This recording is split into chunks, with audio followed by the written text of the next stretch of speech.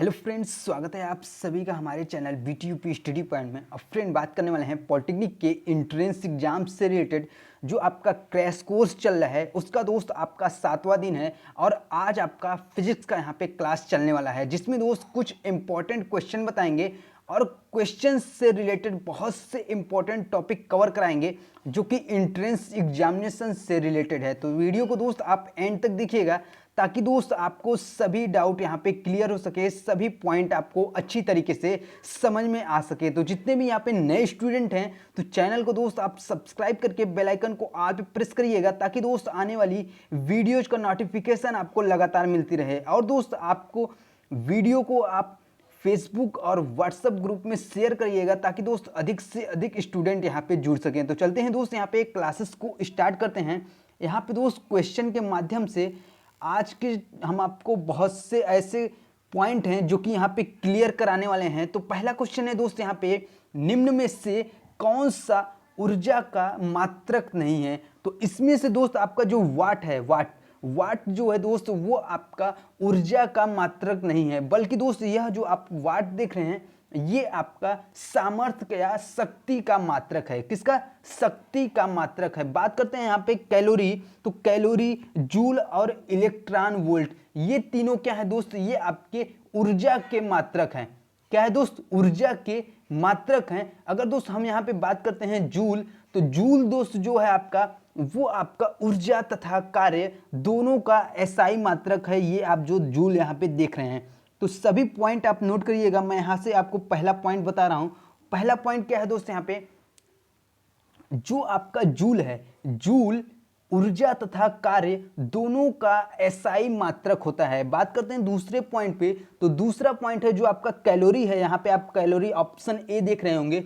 Calorie आपका ऊर्जा और उष्मा दोनों का सीजीएस मात्रक है। क्या है दोस्त? यहाँ पे सीजीएस मात्रक है दोनों का। किसका? ऊर्जा और उष्मा का सीजीएस मात्रक क्या है? यहाँ पे कैलोरी है। बात करते हैं दोस्त यहाँ पे, अगर एक कैलोरी की बात करें तो एक कैलोरी में कितना जूल होता है? वो आपका होता है 4.18 जूल। क्या होता है दोस्त? 4.18 जूल होता है एक कैलोरी में। एक कैलोरी होता क्या है दोस्त? 1 ग्राम जल का ताप 1 डिग्री बढ़ाने के लिए आवश्यक उष्मा की मात्रा को हम कैलोरी कहते हैं।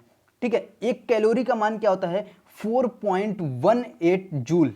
ठीक है, बात करते हैं दोस्त हम यहाँ पे अगले पॉइंट की। तो अगला पॉइंट यहाँ पे हम इलेक्ट्रॉन वोल्ट की बात करते हैं। तो इलेक्ट्रॉन वोल्ट द्वारा छोटे कणों की ऊर्जा को व्यक्त करते हैं। जैसे 1 इलेक्ट्रॉन वोल्ट बराबर क्या होता है? यहाँ पे आप सभी को पता होगा 1.6 इंटू 10⁻⁻19, ये आपका क्या है यहाँ पे? जूल।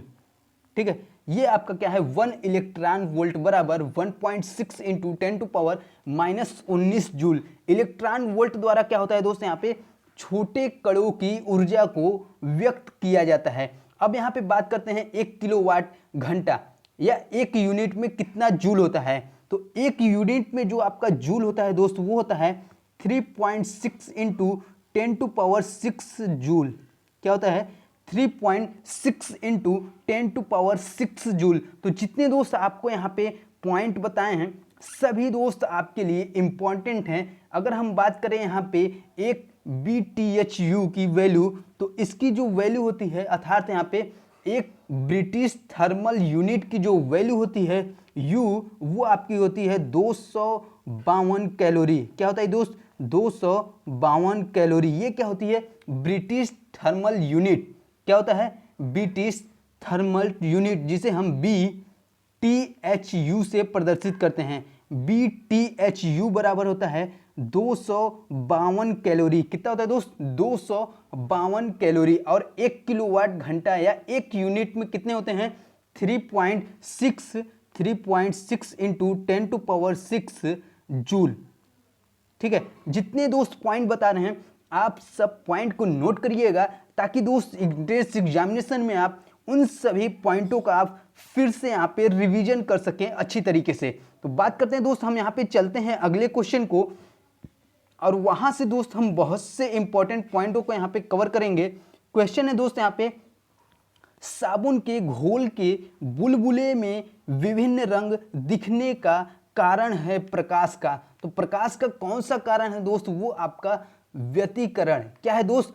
साबुन के घोल के बुलबुले में विभिन्न रंग दिखने का जो कारण है वो आपका क्या है? व्यतिकरण है। बी इसका बिल्कुल ही यहाँ पे करेक्ट आंसर है। अब दोस्त यहाँ पे जानते हैं व्यतिकरण होता क्या है। जो आपका इंटरफ्रेंस होता है वो आपका क्या होता है? जब समान आवृत्ति की दो प्रकाश तरंगे किसी माध्यम में एक ही दिशा में गमन करती हैं तो उनके अध्यारोपण के फलस्वरूप प्रकाश की तीव्रता में परिवर्तन हो जाता है। इस घटना को हम क्या कहते हैं? व्यतिकरण कहते हैं। क्या कहते हैं दोस्त? व्यतिकरण कहते हैं। अगर यहाँ पे एग्जाम्पल देखें तो पॉइंट के तौर पे हम यहाँ पे एग्जाम्पल बताएंगे।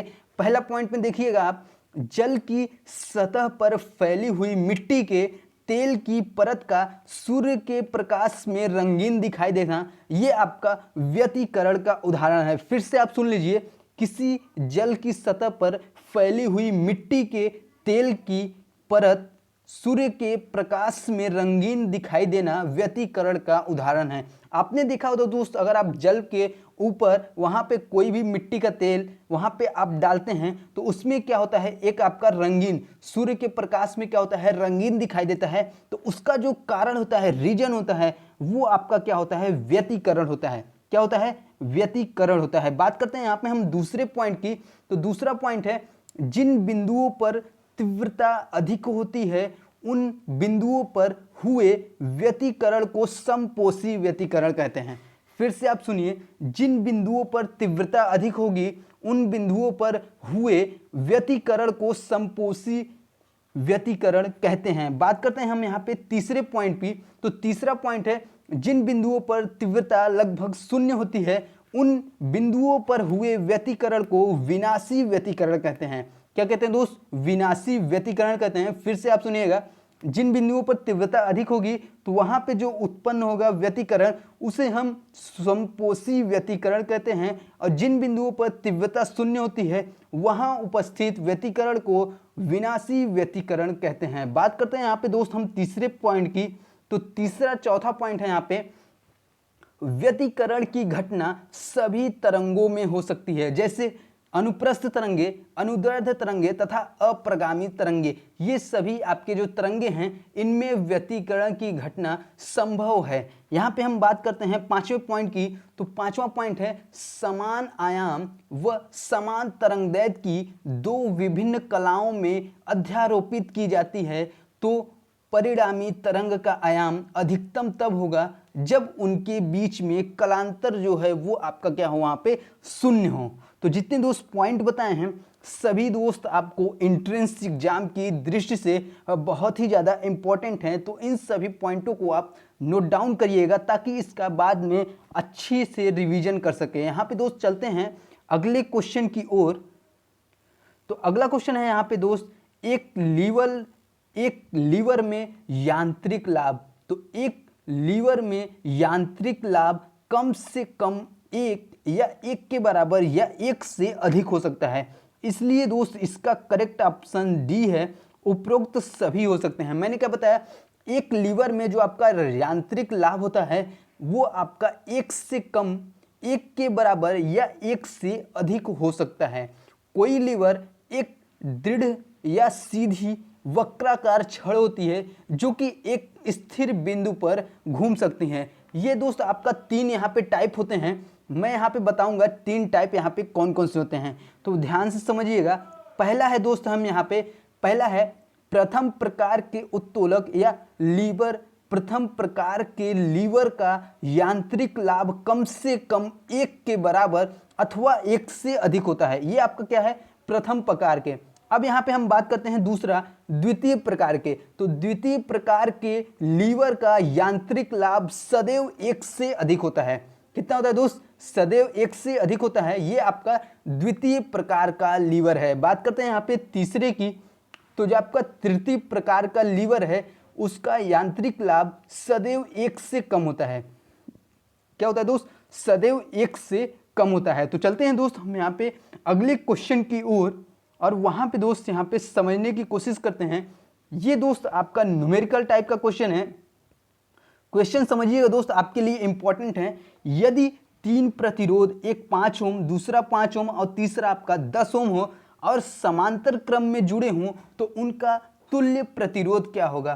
तो दोस्त यहाँ पे अगर समांतर क्रम में जोड़ने पर ए और बी के बीच अगर तुल्य प्रतिरोध क्या करें यहाँ पे आर, तो इसका जो फार्मूला होता है वो आपका होता है समांतर क्रम का 1/r equal to 1/r1 plus 1/r2 plus 1/r3। ठीक है, कुछ नहीं करना है दोस्त, आपको डायरेक्ट फार्मूले में वैल्यू को पुट कर देना है। यहाँ पे R1 की वैल्यू दे रखी है 5 और R2 की भी वैल्यू 5 है, R3 की वैल्यू आपका 10 है यहाँ पे। ठीक है, तो यहाँ पे मैं आपको हल करके सॉल्यूशन के साथ बताऊंगा। 1/r equal to 1/5 plus 1/5 plus 1/10। यहाँ क्या करेंगे, नीचे आपका एलसीएम ले लेंगे 5, 5 और 10 का, तो नीचे क्या हो जाएगा, ये आपका 10 हो जाएगा।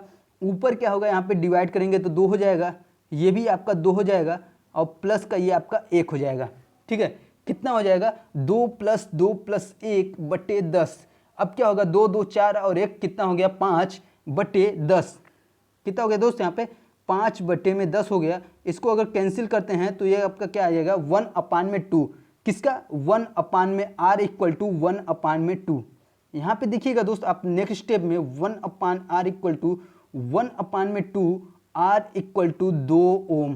क्या है दोस्त, r इक्वल टू 2 ओम। ये जो r है आपका यहाँ पे 2 ओम आएगा r की वैल्यू। इसका जो तुल्य प्रतिरोध होगा वो कितना होगा दोस्त, आपका 2 ओम होगा। तो वेरी इजी क्वेश्चन है। इस टाइप के भी दोस्त एंट्रेंस एग्जामिनेशन में क्वेश्चन पूछे जाते हैं, या तो आपका पूछ लेगा पैरेलल क्रम में, या तो आपका सीरीज पूछ लेगा। ठीक है, तो सीरीज में आपका क्या है, r equal to R1 plus R2 plus R3 ऐसे करते हैं। और यहाँ पे जब पैरेलल में पूछा है तो क्या करेंगे, 1/r1 plus 1/r2 plus 1/r3। यहाँ पे दोस्त कुछ इंपॉर्टेंट पॉइंट बता रहे हैं। तो पहले पॉइंट पे यहाँ पे बात करते हैं। अगर हम ये देखें कि ये आपका 5 ओम है, ये 5 ओम है, या ये आपका 10 ओम है, तो समांतर क्रम में तुल्य प्रतिरोध सबसे कम प्रतिरोध से भी कम आता है। मैंने क्या बताया कि समांतर क्रम में जो तुल्य प्रतिरोध होता है वो आपका सबसे कम प्रतिरोध से भी कम आता है। यहाँ पे आपने देखा कितना, 2 ओम आया, इसमें सबसे कम कितना है, 5 है, 5 से कम। अर्थात ये जब भी इसका हम समांतर क्रम में तुल्य प्रतिरोध को ज्ञात करेंगे तो वह हमेशा कम वाले से कम आएगा, जो सबसे कम है उससे आपका कम आएगा। अगर यहाँ पे अगर 2 होता दोस्त, तो यहाँ पे वो आपका, अगर हम तुल्य प्रतिरोध ज्ञात करते, अगर एक इसमें आपका 2 ओम हो जाता तो हम तुल्य प्रतिरोध ज्ञात करते तो वो आपका 1 ओम आता। ठीक है, ऐसा यहाँ पे माना जाता है और आता भी है दोस्त। अगर आप करेंगे तो हमेशा आपको ये रूल यहाँ पे फॉलो होता है। बात करते हैं हम दूसरे पॉइंट की, तो दूसरा पॉइंट है श्रेणी क्रम में। अगर हम श्रेणी क्रम में तुल्य प्रतिरोध को ज्ञात करते हैं तो वहां पे सबसे अधिक प्रतिरोध से भी अधिक आता। अगर यही दोस्त हम जो 5 ओम और 10 ओम है, इसका हम अगर श्रेणी क्रम में तुल्य प्रतिरोध ज्ञात करेंगे तो ये हमेशा 10 से प्लस आएगा। कितना आएगा दोस्त, 10 प्लस आएगा, 12, 14, 16 कुछ भी आ सकता है, 10 से कम यहाँ पे नहीं होगा। बात करते हैं दोस्त हम यहाँ पे तीसरे पॉइंट की। तो तीसरा पॉइंट है जो हमारे घरों में बिजली के उपकरण जैसे पंखे, हीटर, बल्ब, ये सभी क्या है, एक दूसरे के समांतर क्रम में लगे होते हैं। कैसे दोस्त, समांतर क्रम में लगे होते हैं। तो चलते हैं दोस्त हम यहाँ पे अगले क्वेश्चन की ओर। और जितने दोस्त आपको पॉइंट बता रहे हैं, आप सभी पॉइंट को अच्छी तरीके से दोस्त समझने की कोशिश करिएगा, ताकि दोस्त अगर आपको एंट्रेंस एग्जामिनेशन में इससे आपको क्वेश्चन यहाँ पे बनते हैं तो आप क्वेश्चन को आसानी से सॉल्व कर सके। तो अगला क्वेश्चन है दोस्त यहाँ पे, सबसे कठोर धातु है। तो इस दोस्त बहुत ही वेरी इजी क्वेश्चन है। यहाँ पे जो सबसे कठोर आपका है, सबसे कठोर धातु है वो क्या है आपका, हीरा। हीरा प्रकृति में दोस्त सबसे कठोर है। यह ताप और विद्युत का कुचालक हो जाता है। जो आपका हीरा होता है दोस्त, ये आपका ताप और विद्युत का कुचालक होता है। यह आपका एक कार्बन का क्रिस्टलीय अपरूप है। जो आपका हीरा है दोस्त, ये आपका एक कार्बन का क्रिस्टलीय अपरूप है। बात करते हैं दोस्त हम इससे रिलेटेड इंपॉर्टेंट पॉइंट की, हीरा और ग्रेफाइट से रिलेटेड। तो यहाँ पे हम बात करते हैं ग्रेफाइट। तो ग्रेफाइट जो होता है दोस्त, वो आपका विद्युत का सुचालक होता है, जबकि दोस्त आपका जो हीरा होता है वो क्या होता है, विद्युत का कुचालक होता है। जितने पॉइंट वो दोस्त बता रहे हैं, आप सभी पॉइंट को नोट करते हुए चलिएगा। जो ग्रेफाइट है, इसकी संरचना षटकोणीय जालक के रूप में होती है। ठीक है। हीरा की जो यहाँ पे हीरे की संरचना की बात करें तो ये आपका नियमित चतुष्फलकी होती है। कितनी होती है दोस्त? नियमित चतुष्फलकी संरचना की होती है जो आपकी हीरा होती है। और ग्रेफाइट की जो संरचना होती है ये आपका षटकोणीय जालक के रूप में होती है। अब यहाँ पे बात करते हैं हीरे, तो हीरा का जो अपवर्तनांक होता है वो होता है 2.41। क्या होता है दोस्त? हीरे का जो अपवर्तनांक होता है वो कितना होता है? 2.41 होता है। हीरे को दोस्त यहाँ पे कार्बोनेडो भी कहा जाता है। क्या कहा जाता है? कार्बोनेडो के नाम से भी जाना जाता है, जो आपका काला हीरा होता है। हीरे की जो संरचना होती है वो मैंने आपको बताया, ये आपकी चतुष्फलकी होती है। हीरे के रवे घनाकार होते हैं। कैसे होते हैं दोस्त? घनाकार होते हैं। तो चलते हैं दोस्त हम यहाँ पे अगले क्वेश्चन की, और जितने पॉइंट बताए हैं और यहाँ पे बात कर, नए जो स्टूडेंट जुड़े हुए हैं सभी लोग दोस्त चैनल को सब्सक्राइब करिएगा, ताकि दोस्त आपको इसी तरह की क्लासेस का इंफॉर्मेशन सबसे पहले मिल सके। और जो आपकी क्लासेस हैं यहाँ पे वो आपकी डेली मॉर्निंग में 6 बजे से यहाँ पे क्लासेस को चलाया जा रहा है। तो आप सब 6 बजे यहाँ पे आ जाया करिए, ताकि दोस्त वहाँ पे लाइव क्लासेस में आप कोई भी क्वेश्चन पुटअप करते हैं तो वहाँ पे आपको आंसर वहाँ पे मिल जाएगा। तो इसलिए दोस्त आप 6 बजे ज़रूर उपस्थित हो जाया करें। और जिस भी स्टूडेंट के मन में कोई भी क्वेरी हो या कोई भी कुछ जानना चाहता हो तो वो दोस्त आप कमेंट बॉक्स में हमारे जाके कमेंट करके हमसे पॉलिटेक्निक्स से रिलेटेड किसी भी प्रकार का क्वेश्चन वहाँ पे पूछ सकते हैं। तो चलते हैं दोस्त हम यहाँ पे अगले क्वेश्चन की। तो अगला क्वेश्चन है यहाँ पे, किसी बिंदु पर किसी वस्तु से आने वाली ऊष्मीय विकिरण की तीव्रता वस्तु से बिंदु की क्या होती है? दूरी के वर्ग के व्युत्क्रमानुपाती होती है। क्या होती है दोस्त? दूरी के वर्ग के व्युत्क्रमानुपाती होती है। डी इसका बिल्कुल ही करेक्ट आंसर है। यहाँ पे जो होता है वो आपका I प्रोपोर्शनल टू 1/r², अर्थात किसी बिंदु पर किसी वस्तु से आने वाली ऊष्मीय विकिरण की तीव्रता वस्तु से बिंदु की अधिक होती है। यहाँ पे दोस्त आप R देख रहे हैं, जो R है ये आपका वस्तु से बिंदु के बीच तक की दूरी है। क्या है दोस्त? यहाँ पे वस्तु से बिंदु तक के बीच की दूरी है जो आपका R है। T यहाँ पे I ये आप देख रहे होंगे E। अगर हम बात करें यहाँ पे I इक्वल टू, ये आपका जो फॉर्मूला होता है मैंने आपको क्या बताया, I प्रोपोर्शनल टू 1/r²। ठीक है, इसलिए किसी वस्तु से किसी बिंदु पर आने वाली ऊष्मीय विकिरण की तीव्रता वस्तु से बिंदु तक की दूरी के वर्ग के व्युत्क्रमानुपाती होता है। बात करते हैं दोस्त हम यहाँ पे क्वेश्चन से रिलेटेड इंपॉर्टेंट पॉइंट की। तो पहले पॉइंट पे दोस्त हम बात करते हैं, यहाँ पे पहला पॉइंट है विकिरण ऊर्जा की चाल।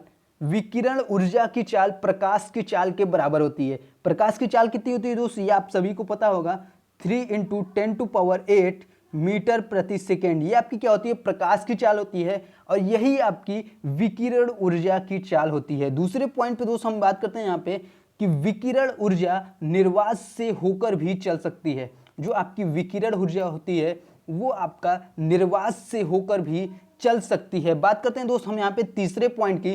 तो तीसरा पॉइंट है विकिरण ऊर्जा में परावर्तन, अपवर्तन, ध्रुवण, विवर्तन आदि की घटना होती है। किसमें होती है? विकिरण ऊर्जा में। फिर से आप सुन लीजिए, विकिरण ऊर्जा में परावर्तन, अपवर्तन, ध्रुवण और विवर्तन आदि की घटना होती है। बात करते हैं दोस्त हम यहाँ पे चौथे पॉइंट की। तो चौथा पॉइंट है विकिरण ऊर्जा अवरक्त किरणें होती हैं। क्या होती हैं दोस्त? अवरक्त किरणें होती हैं जो आपकी विकिरण ऊर्जा होती हैं। बात करते हैं दोस्त हम यहाँ पे पांचवें पॉइंट की। तो पांचवा पॉइंट है यहाँ पे विकिरण ऊर्जा जिस माध्यम में चलती है वह उसे गर्म नहीं करती हैं। जो आपकी विकिरण ऊर्जा है वो आपका जिस माध्यम में चलती हैं उसे यहाँ पे गर्म नहीं करती हैं। तो चलते हैं दोस्त हम यहाँ पे अगले क्वेश्चन की ओर, और अगला क्वेश्चन यहाँ पे देखते हैं कि ये आपका क्या है। तो अगला क्वेश्चन है दोस्त यहाँ पे लास्ट क्वेश्चन, जूम लेंस क्या होता है? क्या है दोस्त? क्वेश्चन है आपका कि जूम लेंस क्या होता है। तो जूम लेंस आपका एक परिवर्ती फोकस दूरी का लेंस होता है। क्या होता है दोस्त? जो आपका जूम लेंस होता है एक परिवर्ती फोकस दूरी का लेंस होता है। इसमें फोटोग्राफर के लिए कई फोकल लंबाई उपलब्ध रहती है। क्या होती है दोस्त? इसमें फोटोग्राफर के लिए कई फोकल लंबाई उपलब्ध रहती है। एक वास्तविक जूम लेंस जिसे परफोकल लेंस भी कहा जाता है। क्या कहा जाता है? जिसे एक वास्तविक जूम लेंस जिसे परफोकल लेंस भी कहा जाता है। यह एक ऐसा लेंस होता है जो कि बदलती हुई फोकस दूरी के समय फोकस को बनाए रखता है नियमित। ठीक है, यहाँ पे दोस्त हम बात करते हैं वेरी फोकल लेंस। यहाँ पे मैंने आपको बताया कि वेरी फोकल, तो ये होता क्या है दोस्त, यहाँ पे हम पॉइंट वाइज समझाएंगे आपको, एक एक यहाँ पे पॉइंट आपको क्लियर कराएंगे। तो पहला पॉइंट है दोस्त यहाँ पे, एक ऐसा लेंस जो जूमिंग के दौरान फोकस खो देता है उसे हम क्या कहते हैं? वेरी फोकल लेंस कहते हैं। क्या कहते हैं दोस्त? वेरी फोकल लेंस, जो कि आपका जूमिंग के दौरान फोकस आपका खो देता है। बात करते हैं दोस्त हम यहाँ पे दूसरे पॉइंट की। तो दूसरा पॉइंट है दोस्त यहाँ पे, जूम और सुपर जूम लेंस का प्रयोग आमतौर पर भी वीडियो, प्रोजेक्टर, दूरबीन, माइक्रोस्कोप आदि में किया जाता है, जो कि आपका जूम और सुपर जूम। ठीक है, ये जो आप लेंस होते हैं इनका प्रयोग हम प्रोजेक्टर, दूरबीन, माइक्रोस्कोप आदि में किया जाता है। बात करते हैं दोस्त हम यहाँ पे तीसरे पॉइंट की। तो तीसरा पॉइंट है, जूम लेंस प्राय उनकी सबसे लंबी फोकल लंबाई से सबसे छोटी फोकल लंबाई के अनुपात के वर्णित होते हैं। जैसे यहाँ पे अगर 100 mm से 400 mm तक की फोकल लंबाई वाले जूम लेंस को 4 संबंधी 1 के रूप में वर्णित किया जाता है। तो जितने दोस्त पॉइंट बताए हैं आप सभी के लिए आज का यहीं तक के लिए क्लासेस हैं। तो आशा करते हैं जितने यहाँ पे पॉइंट बताए हैं आप सभी को सभी पॉइंट यहाँ पे क्लियर हो गए हैं। वीडियो दोस्त आज को इन्फॉर्मेशन यहाँ पे अच्छी लगी हो, वीडियो नॉलेजफुल रहा हो। आशा करते हैं वीडियो पसंद आई होगी। वीडियो अच्छा लगा हो दोस्त वीडियो को लाइक करिएगा और वीडियो को अपने फेसबुक और व्हाट्सएप ग्रुप में शेयर करिएगा, ताकि दोस्त अधिक से अधिक स्टूडेंट जुड़ सके। आप सभी का वीडियो देखने के लिए बहुत बहुत धन्यवाद।